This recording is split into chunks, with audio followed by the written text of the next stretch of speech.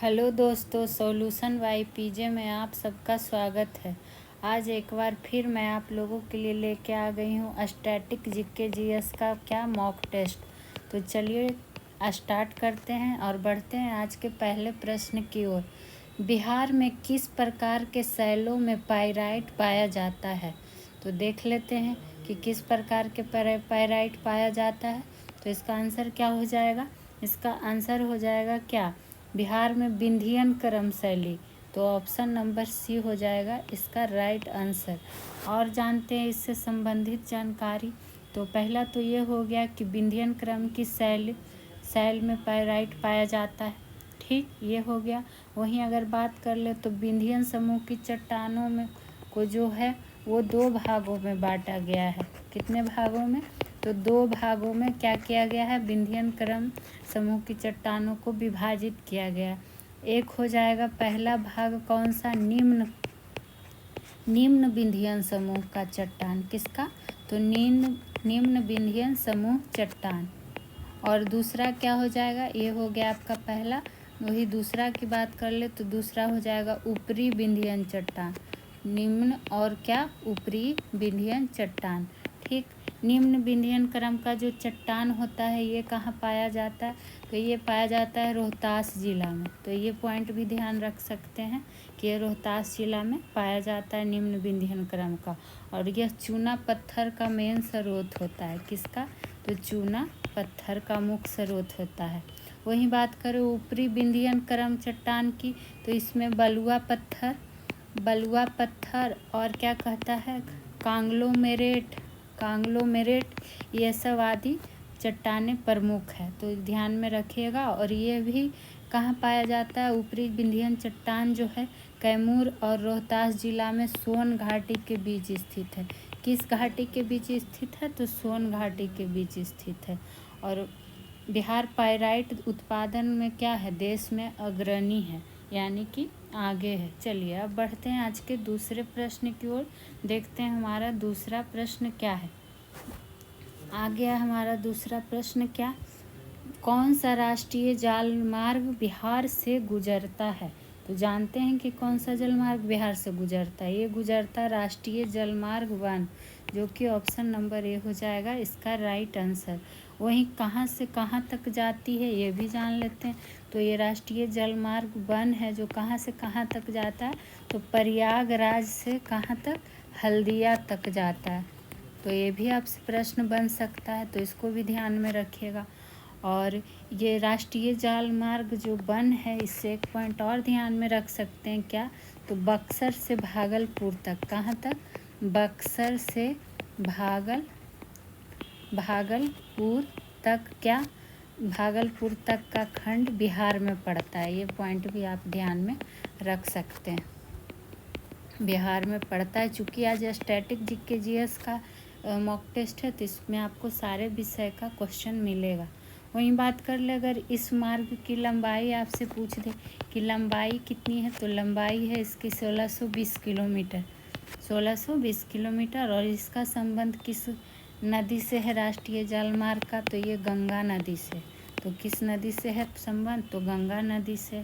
तो ये सब छोटा छोटा पॉइंट है, इसको आपको क्या करना है? ध्यान में रखना है। वही बात कर ले कि भारत में कुल कितने जलमार्ग की घोषणा की गई है राष्ट्रीय जलमार्ग की?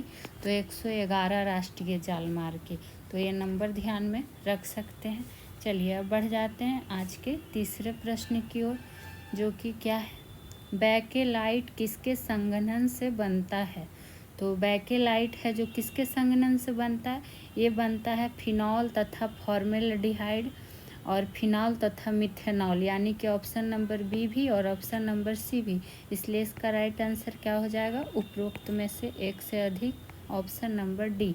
अब और क्या जान सकते हैं इसमें? ये नाम ध्यान रखिएगा, फिनॉल और फॉर्मेल्डिहाइड और फिनॉल और कौन? मिथेनॉल। और इसी के संघनन से बैकेलाइट बन जाता है। वहीं जो ये फॉर्मल्डिहाइड है इसका क्या कहता है? उपैक नाम अगर पूछ ले कि उपैक नाम क्या है, तो फॉर्मल्डिहाइड का उपैक नाम है मिथेनॉल। क्या है? मिथेनॉल। ठीक, तो ये पॉइंट ध्यान रखना। और ये आपको पता है ये बैकेलाइट एक क्या है? अरारंभिक प्लास्टिक है। ये आपको पता भी होगा। और इसका रासायनिक नाम लंबा चौड़ा है, उतना ध्यान नहीं रहेगा, लेकिन जानकारी के लिए जान लीजिए कि इसका रासायनिक नाम होता है पॉलीऑक्सी बेंजाइल मेथिलीन ग्लाइको। तो लिखना ज़रूरी नहीं है, जो ज़रूरी था वो आपको लिखा दिया। तो इसमें इतना पॉइंट बस ध्यान रखिए। अब बढ़ जाते हैं आज के चौथे नंबर प्रश्न की ओर। देखते हैं हमारा चौथा क्या है। सफ़ेद प्रकाश में उपस्थित रंगों में कौन सा रंग शीशे के प्रिज्म द्वारा सबसे कम विचलित होता है? सबसे कम विचलित पूछा गया है। तो जो सबसे कम विचलित होता है वो कौन सा होता है? वो होता है आपका लाल रंग। तो ऑप्शन नंबर बी हो जाएगा इसका राइट आंसर। लेकिन अगर सबसे अधिक, यही प्रश्न में सिर्फ क्या रहे कि सबसे अधिक जब पूछेगा तब क्या हो जाएगा, तो सबसे अधिक हो जाएगा बैगनी रंग। तो इसी पॉइंट में बस सबसे कम पूछेगा तो लाल रंग, सबसे अधिक पूछेगा तो बैगनी रंग। और ये आपको पता है कि प्रिज्म क्या है, मतलब कि श्वेत प्रकाश किरण का जो अपने अवयवी रंगों की प्रकाश किरणों में विभाजित होना है, वही प्रकाश का क्या कहता है, वर्ण विक्षेपण कहलाता है। और वही सब के अंतर्गत ये सब हम लोग को क्या है, पढ़ना है। वही बात कर ले अगर बैगनी रंग का तरंग दैर्घ्य जो होता है ये सबसे कम होता है।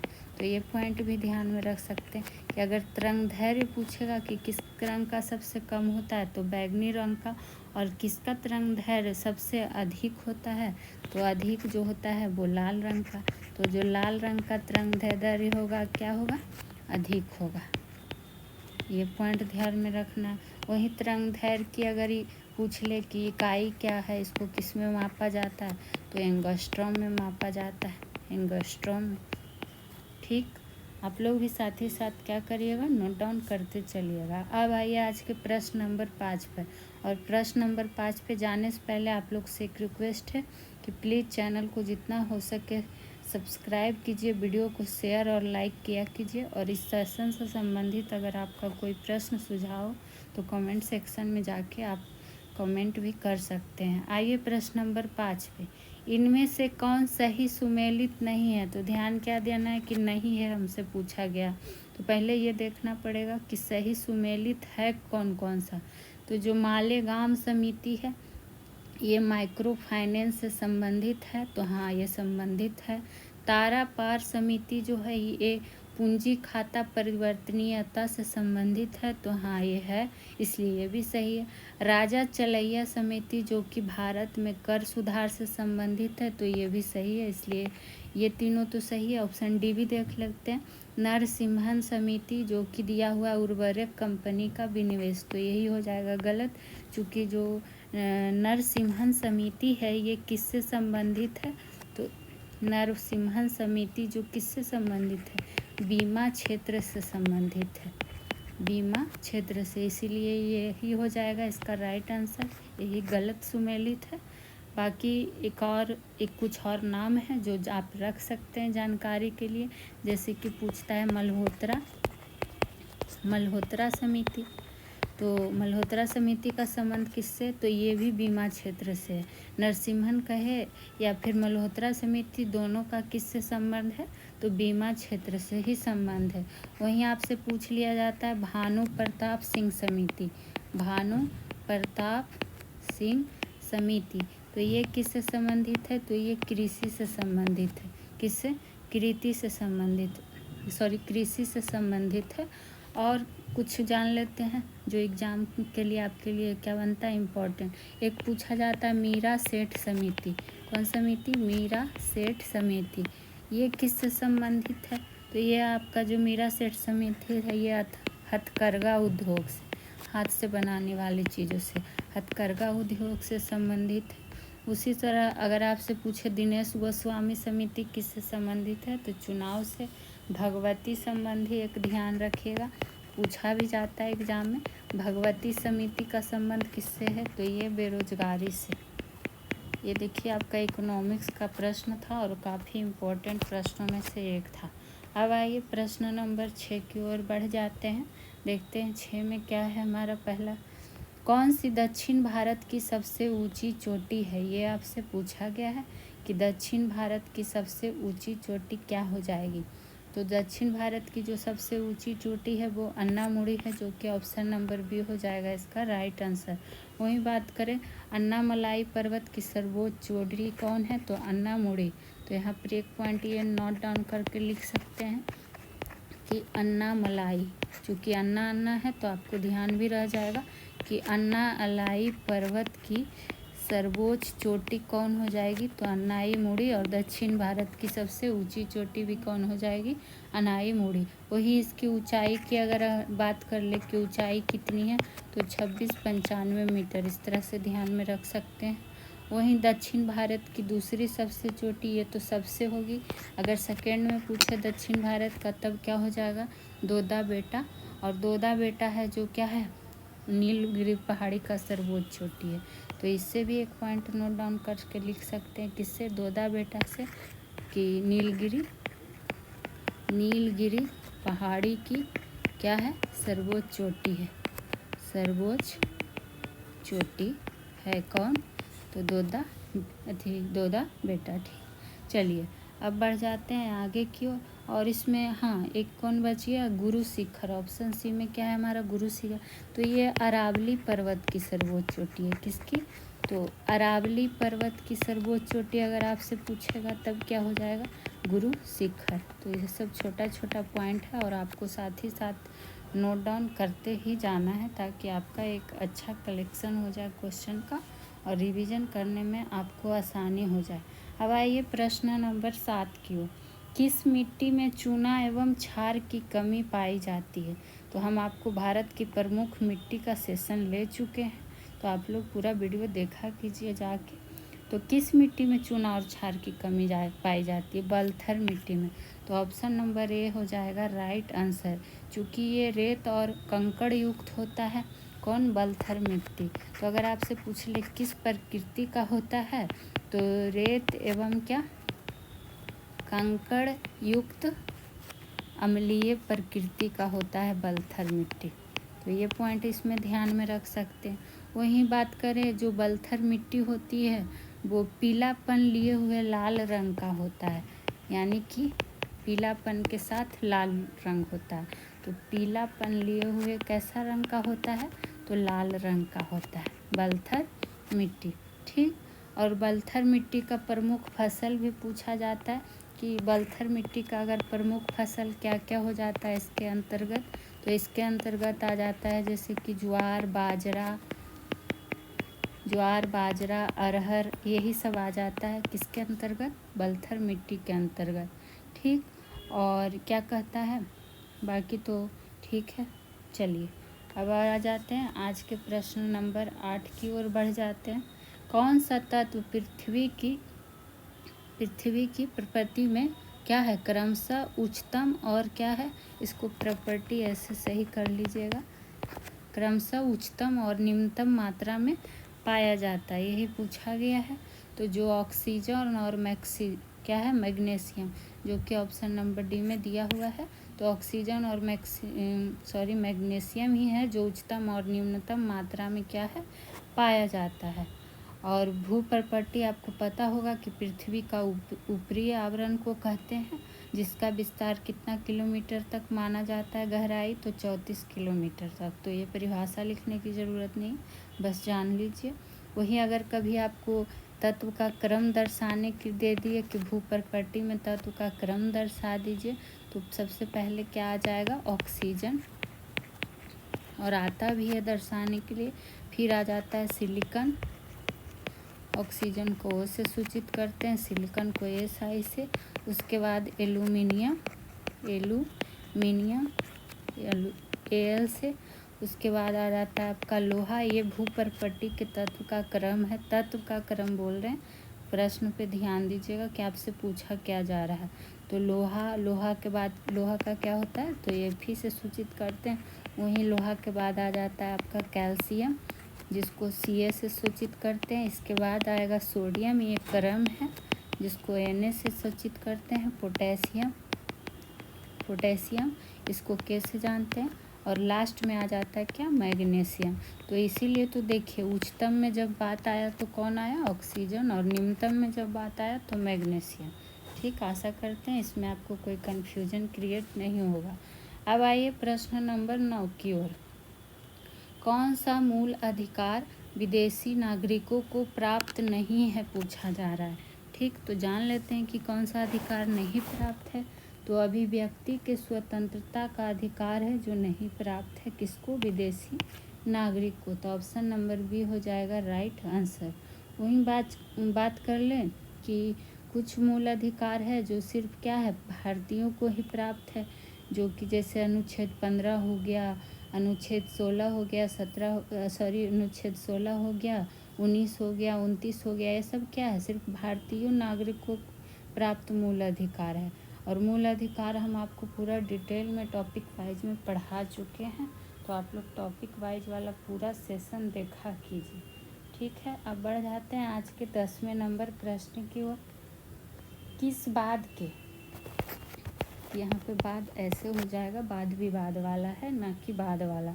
तो किस बात के फैसले में सुप्रीम कोर्ट ने सर्वप्रथम घोषित किया या फिर सर्वोच्च न्यायालय ने घोषित किया कि उद्देशिका है जो संविधान का क्या है, हिस्सा नहीं है।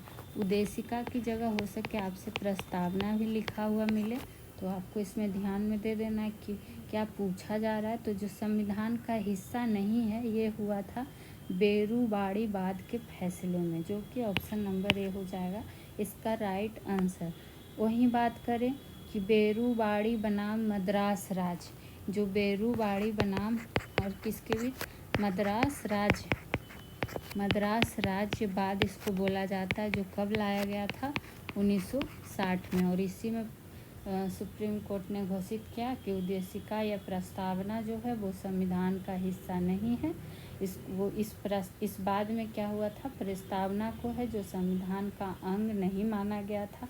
वहीं बात कर लें 1973 का, जो कि 1973 में कौन सा बाद आया, केशवानंद भारती बाद। इसमें क्या किया, हाई कोर्ट ने यह निर्णय दिया कि प्रस्तावना जो है संविधान के किसी भाग में क्या कर सकती है, संशोधन कर सकती है, लेकिन संसद को आधारभूत ढांचा में परिवर्तन करने का अधिकार नहीं है।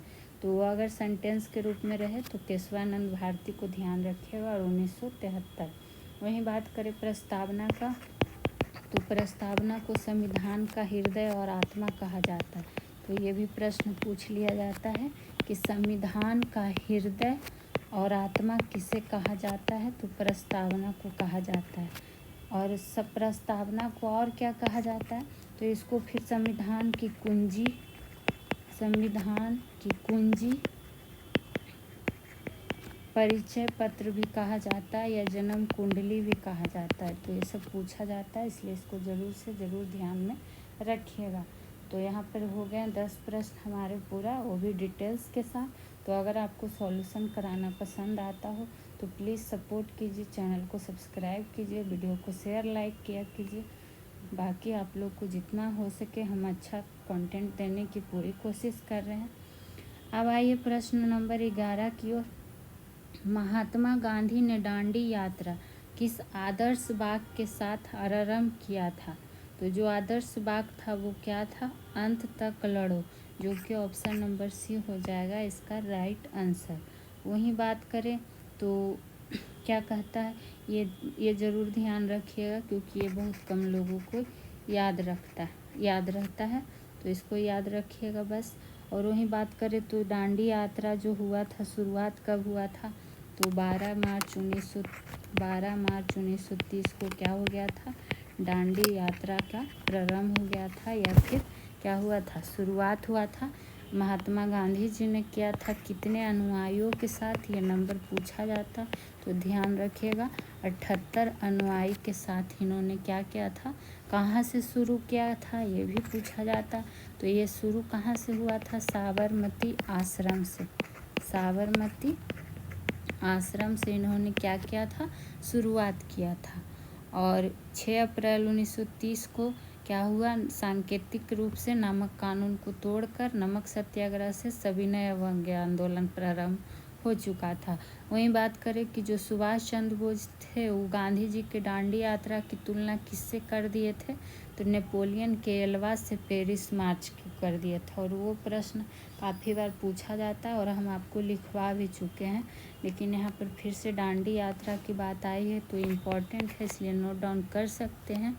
तो क्या कर सकते हैं, किसने, सुभाष चंद्र बोस जी ने, शॉर्ट में SC बोस लिख देते हैं, कि गांधी जी के दांडी यात्रा की तुलना किससे कर दी थी। और ये प्रश्न काफ़ी बार पूछा गया, इसीलिए हम लिख रहे हैं ताकि आप लोग नोट डाउन कर लें। नेपोलियन के एल्वा से पेरिस मार्च की थी। ठीक, चलिए अब बढ़ जाते हैं आज के 12वें नंबर प्रश्न की ओर। आइए, वर्ष 1937 के चुनावों में कितने प्रांतों में कांग्रेस का मंत्रिमंडल बना था। और बार बार बोल रहे हैं, अगर आप किसी भी एग्ज़ाम की तैयारी करते होंगे तो आपके लिए ये सेशन होने वाला है हेल्पफुल। तो 1937 का चुनाव में कितना प्रांत में कांग्रेस का क्या हुआ था, मंत्रिमंडल बना था, 8 प्रांत में। तो ऑप्शन में तो 8 है नहीं, तो इसका राइट आंसर क्या हो जाएगा, ऑप्शन नंबर ई। चूँकि टीचर वाले एग्जाम में तो 5 ऑप्शन रहते हैं, इसलिए 5 ऑप्शन के साथ ही आपका क्वेश्चन लाया जाता है। तो इसका नन ऑफ दीज आंसर हो जाएगा, उपरोक्त में से कोई नहीं। वहीं आपको पता है कि भारत शासन अधिनियम 1935 के अंतर्गत क्या हुआ था, 1937 में ब्रिटिश भारत प्रांतों में क्या हुआ था, चुनाव हुआ था। और कांग्रेस पार्टी ने कितने में पूर्ण बहुमत प्राप्त किया था, तो 5 में क्या किया था, पूर्ण बहुमत प्राप्त किया था। 5 राज्यों में पूर्ण बहुमत प्राप्त किया था किसने, कांग्रेस पार्टी ने। ये प्रश्न भी पूछा जाता है, जिसमें कौन कौन राज्य थे पूर्ण बहुमत राज्य वालों में, उड़ीसा, बिहार, मद्रास, उस टाइम संयुक्त प्रांत, और क्या, मध्य प्रांत। ये पांचों क्या हुआ था, ये पांचों राज्यों में कांग्रेस पार्टी ने पूर्ण बहुमत क्या किया था, प्राप्त किया था। और बॉम्बे में कांग्रेस पार्टी जो सबसे बड़ी पार्टी बनी और सरकार बनाई थी। ठीक, तो ये सब ध्यान रखना है, नोट डाउन करते ही चलना है आपको भी। अब आइए प्रश्न नंबर 13 की ओर। दंडकारण्य पठार किस राज्य में स्थित है, कौन सा पठार, दंडकारण्य पठार। तो ये है भारत का छत्तीसगढ़, तेलंगाना, आंध्र प्रदेश, ये सब सारे राज्य में स्थित है। तो आपको ऑप्शन नंबर डी हो जाएगा, उपरोक्त में से एक से अधिक। कहाँ कहाँ स्थित है, भारत का छत्तीसगढ़ में, और क्या कहता है, तेलंगाना में। ठीक, और एक क्या ध्यान रखिएगा, आंध्र प्रदेश में भी क्या है, ये दंडकारण्य पठार है जो स्थित है। ठीक, तो ये हो गया इसका राइट। वहीं बात कर ले, जो दंडकारण्य पठार है इसको 2 इकाई में बांटा जाता है, एक दंडकारण्य उच्च भूमि और एक दंडकारण्य घाट। ठीक, तो जो इसमें लिखना नहीं है आपको, बस जानकारी के लिए जान लीजिए। तो दंडकारण्य पठार है जो उच्च भूमि प्रदेश के अंतर मतलब क्या है, पठार सम्मिलित है, बस इतना ध्यान रखिए। बस यहाँ जो क्या है, इसमें उतना लिखाने लायक कुछ है नहीं, जहाँ रहता है हम आपको खुद लिखवा देते हैं। तो दंडकारण्य पठार किस किस राज्य में स्थित है, ये जानकारी आपको जानना जरूरी था। अब आइए प्रश्न नंबर 14 की ओर। 2025 में दुनिया के सबसे बड़े संरक्षण सम्मेलन विश्व संरक्षण कांग्रेस की मेजबानी कौन करेगा, ये आपसे पूछा गया। चूँकि आज स्टैटिक जीके जीएस का है तो आपको पहले ही बोले आपको सारे सब्जेक्ट के क्वेश्चन मिलेंगे। तो जो यहाँ कौन सा ईस्वी बस ध्यान रखना है, 2025, और इसका जो करेगा मेजबानी वो संयुक्त अरब अमीरात हो जाएगा, ऑप्शन नंबर बी, या फिर UAE भी रह सकता है ऑप्शन में। तो ये बस ध्यान रख लेना है कि ये चीज़ क्या होगा, 2025 तक आयोजित होगा और मेजबानी करेगा संयुक्त अरब अमीरात, और इसमें ऐसा कुछ है नहीं। चलिए बढ़ जाते हैं आज के 15 नंबर प्रश्न की ओर। अब जानते हैं 15 नंबर प्रश्न क्या है। ऋग्वेद में बिहार के लिए किस शब्द का प्रयोग हुआ है, तो ऋग्वेद की बात आ गई, और कहाँ के लिए पूछा गया है, तो बिहार के लिए। तो ये कीकट शब्द का प्रयोग है, कीकर नहीं कीकट कर लीजिएगा। कीकट शब्द का प्रयोग हुआ है, किया गया है। और ऋग्वेद में मगध क्षेत्र को कीकट कहा गया है। तो ये भी आप लिख सकते हैं कि ऋग्वेद में मगध क्षेत्र को क्या कहा गया है, तो कीकट कहा गया है। किसको, तो मगध क्षेत्र को कीकट कहा गया है। जहाँ कौन नाम का राजा शासन करता था, ये भी आपसे पूछा जाता है। तो राजा का नाम क्या था, प्रमगंड। क्या नाम था, प्रगमंड, जो कि राजा था और यही शासन करता था। और इस क्षेत्र को उस टाइम ब्रात्य भी कहा जाता था। क्या कहा जाता था, ब्रात। और ये इम्पोर्टेंट प्रश्नों में से एक है, तो इसको ज़रूर ध्यान रखिएगा। ठीक, वहीं बात कर ले अगर वायु पुराण में या पद्म पुराण में, तो जो गया है, राजगीर है, पुनपुन नदी, ये सब आदि को क्या है, पवित्र स्थानों की श्रेणी में रखा गया है। लेकिन एक कौन सा पुराण ध्यान में आप रख सकते हैं कीकट के लिए, तो कीकट के लिए आप बराह पुराण, कौन पुराण, बराह पुराण। बराह पुराण में कीकट को क्या माना गया है, एक अपवित्र प्रदेश माना गया है, अपवित्र प्रदेश। तो अगर आपसे ये प्रश्न पूछ दे कि किस पुराण में कीकट को एक अपवित्र प्रदेश कहा गया है, तो बराह पुराण में। किस पुराण में, तो बराह पुराण में। ठीक, चलिए वही बात करें, ऋग्वेद हो गया या फिर अथर्ववेद हो गया, यजुर्वेद हो गया, सामवेद हो गया, उसमें भी क्या करता है, बिहार का उल्लेख मिलता है। और मगध सब, एक प्रश्न और यहाँ पर आपसे क्या पूछ लिया जाता है कि मगध शब्द का सर्वप्रथम उल्लेख किस में मिलता है, किस वेद में, तो लिख लीजिएगा कि मगध शब्द का सर्वप्रथम उल्लेख जो मिलता है किस में मिलता है, किस वेद में, तो अथर्ववेद में। वही अथर्ववेद जिसमें जादू टोना प्यार सब आपको पढ़ना है, तो उसमें वही सब चीज़ों का क्या है, उल्लेख है। चलिए अब आ जाते हैं आज के प्रश्न नंबर 16 की ओर। और आप लोग को बार बार बोल रहे हैं, प्लीज़ आप लोग सपोर्ट कीजिए, वीडियो को लाइक शेयर ज़रूर कीजिए। आपके लिए बहुत ही इम्पोर्टेंट क्वेश्चन का कलेक्शन लाया जाता और फुल एक्सप्लेनेशन के साथ ही आपको सॉल्यूशन दिया जा रहा है। तो बस आप लोग सपोर्ट कीजिए। और रेगुलर सेशन आपको दिया जाएगा हर विषय का। भारतीय गणराज्य के संविधान का कौन सा अनुच्छेद व्यक्ति की प्राण एवं दैहिक स्वतंत्रता के संरक्षण से संबंधित है, यानी सीधा सीधी आप क्या पूछा गया, आपसे अनुच्छेद पूछा गया। तो इसमें कौन सा अनुच्छेद हो जाएगा, इसका राइट आंसर कौन सा, 21 हो जाएगा। अनुच्छेद 21 जो कि ऑप्शन नंबर बी में दिया हुआ है। इसी के तहत व्यक्ति की प्राण एवं दैहिक स्वतंत्रता के संरक्षण से क्या है, संबंधित है।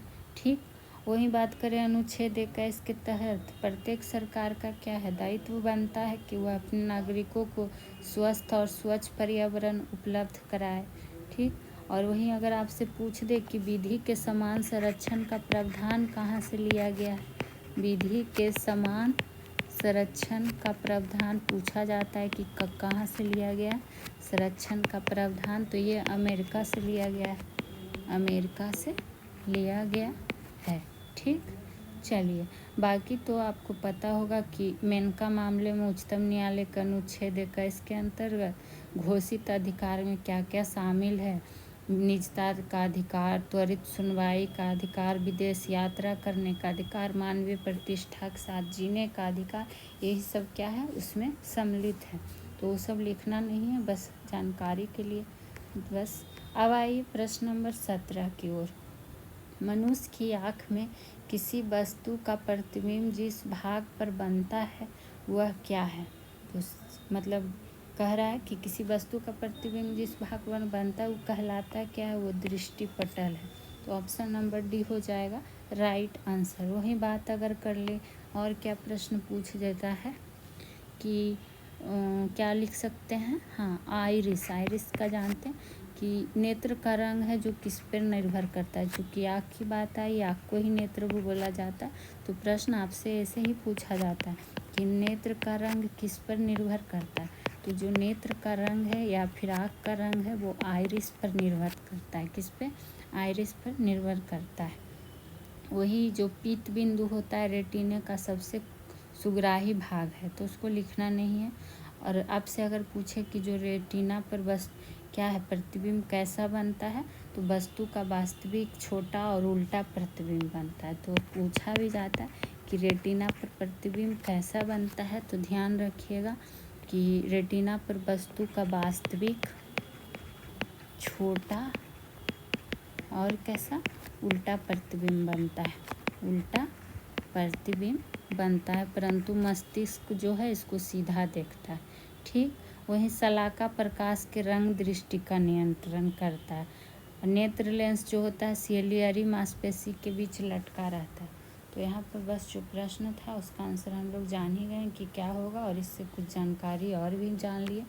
अब आइए प्रश्न नंबर 18, किसने भारत में अंग्रेजों का सर्वाधिक विरोध किया। ठीक, ये आपसे पूछा गया। तो जो सबसे ज़्यादा विरोध किया था भारत में अंग्रेजों का, वो मराठा लोग किया था।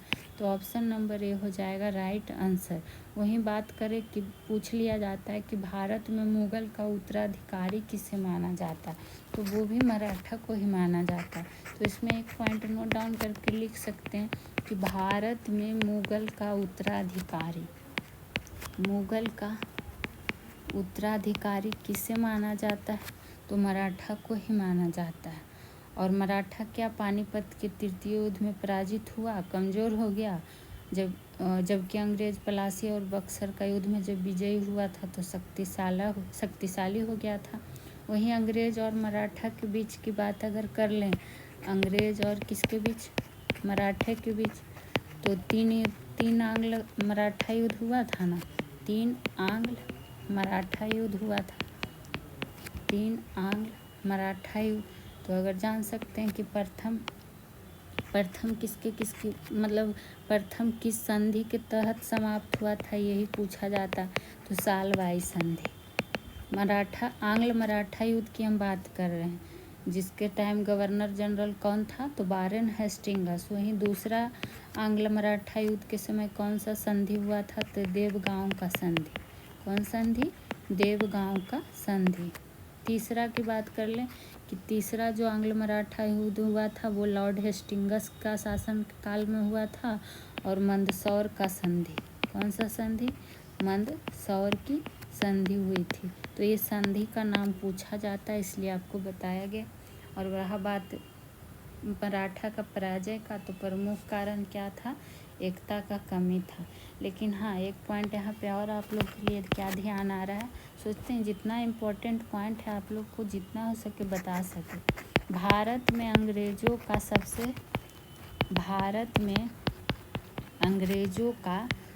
सबसे सशक्त विरोध करने वाला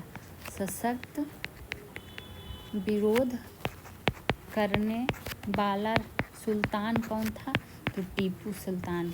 मतलब राजा कहिए, शासक कहिए, कुछ भी कहिए, टीपू सुल्तान था। तो ये पॉइंट भी आपके लिए इम्पोर्टेंट था। चूँकि विरोध किसने किया, तो मराठा ने, लेकिन जो सबसे ज़्यादा सुल्तान था वो कौन था, टीपू सुल्तान था। या राजा कौन था, टीपू सुल्तान। नाम ही है सुल्तान, समझिए राजा का ही सेंस निकलता है, तो इसका तो सुल्तान नाम भी है। ठीक, चलिए अब 19 नंबर प्रश्न पे जाने से पहले आप लोग को पता है कि डेली के सेशन में आपसे 3 प्रश्न पूछे जाते हैं, और पहले का जो सेशन हुआ था उसका आंसर भी आप लोग को क्या किया जाता है, बताया जाता है। तो आप लोग को पहला सेक्शन का क्या करते हैं, आंसर हम बता देते हैं जो कि आपसे पूछे थे। तो आपसे पहला प्रश्न हम क्या पूछे थे कि जहांगीर का जो आत्मकथा है उसने किस भाषा पे लिखा है। यही आपसे प्रश्न हम क्या किए थे, पिछला सेशन में पूछे थे। तो उसका राइट आंसर क्या हो जाएगा, उसका राइट आंसर हो जाएगा फारसी। ठीक, दूसरा प्रश्न आपसे पूछे थे कि आर्य समाज की स्थापना कब हुई थी, तो वो उसका आंसर क्या हो जाएगा, 1875। तीसरा प्रश्न आपसे पूछे थे हम कि अशोक का लिपि कौन कौन था शिलालेख में, तो उसका क्या हो जाएगा, ब्राह्मी, खरोष्टी, अरमाइक, ग्रीक, यही चारों लिपियाँ क्या था उसका शिलालेख में उल्लेखित था। ठीक, अब आज का स्टैटिक जीके का प्रश्न में आपसे प्रश्न है, और आपको इसका क्या करना है, आंसर देना ही देना है, जो भी वीडियो को पूरा देखते हैं। तो आज का पहला प्रश्न क्या है आपके लिए, तो आज का आपके लिए पहला प्रश्न है, क्या बताना है आपको कि बंगाल का विभाजन कब हुआ था, विधिवत रूप से विभाजन कब हुआ था। और ये सब सारे आपको हम डिटेल में पढ़ा चुके हैं। विधिवत रूप से विभाजन का क्या करना है, इसलिए आपको डेट बताना है। ठीक, वहीं बात कर ले। दूसरा प्रश्न आपसे है कि चंपारण सत्याग्रह कब प्रारंभ हुआ था। चंपारण सत्याग्रह कब प्रारंभ हुआ था। और आज के लिए आपका क्या है, तीसरा प्रश्न आपसे पूछ रहे हैं। तीसरा प्रश्न क्या पूछे आपसे, हाँ, चूँकि ये आपका मिसलेनियस का सेशन है तो आपको और भी किसी सब्जेक्ट का पूछ लेते हैं। हाँ, विटामिन ए का मुख्य स्रोत आपको बताना है, विटामिन ए का मुख्य स्रोत। और ये सब आपको हम फुल डिटेल में पढ़ा चुके हैं। और इजी प्रश्न भी हैं कुछ कि आप लोग आसानी से आंसर दे भी सकते हैं, तो दीजिएगा ज़रूर। चलिए अब बढ़ जाते हैं क्या, आज के 19वें नंबर प्रश्न की ओर, जो कि क्या है, मिलान करने वाला आ गया है और पूछा गया है सही सुमेलित नहीं है। तो एक तरफ आपको नमक कार्यशाला और एक तरफ इसका राज। तो सन्नीकट्टा, तो सन्नीकट्टा कहाँ है, ये क्या है, नहीं है पूछा गया। तो सन्नीकट्टा कर्नाटक में है, तो ये सही है। धरसाना कहाँ है, नमक कार्यशाला, ये गुजरात में है, ये भी सही है। डिडवाना कहाँ है, गुजरात दिया है, जो कि गलत है, चूँकि डिडवाना नमक कार्यशाला कहाँ है, आपका राजस्थान में है। ठीक, और डेगाना जो है ये राजस्थान में। तो आपका राइट आंसर क्या हो जाएगा, ऑप्शन नंबर सी। तो यही था यहाँ पर सुमेलित नहीं, यानी कि गलत सुमेलित था। चलिए अब आ जाइए आज के 20वें नंबर प्रश्न पे, किस दिन पहला राष्ट्रीय अंतरिक्ष दिवस मनाया गया। तो पहला है इसलिए ये इम्पोर्टेंट और बनेगा, करेंट अफेयर का भी क्वेश्चन है। तो अंतरिक्ष दिवस जो मनाया गया, ये कब मनाया गया, 2024 का बात है। तो ये 23 अगस्त को मनाया गया। तो ऑप्शन नंबर ये हो जाएगा इसका राइट आंसर। यह दिवस जो है भारत के चांद पर उतरने वाले चौथे देश और दक्षिणी बिंदु पर पहुंचने वाले पहले देश बनने में क्या हुआ है, घोषित किया गया। और आपको पता होगा कि पिछले साल 23 अगस्त को भारत चांद पर उतरने वाला। तो यहाँ पर अगर नोट डाउन कर लेते हैं तो 23 अगस्त 2023 कर लीजिए को क्या हुआ था, भारत चांद पर उतरने वाला। ये पॉइंट काफ़ी इम्पोर्टेंट है, इसमें कंफ्यूज नहीं होना है। उतरने वाला कौन सा देश था, चौथा देश। लेकिन उस दक्षिणी ध्रुव पर अगर पूछे कि दक्षिणी ध्रुवीय क्षेत्र में पहुंचने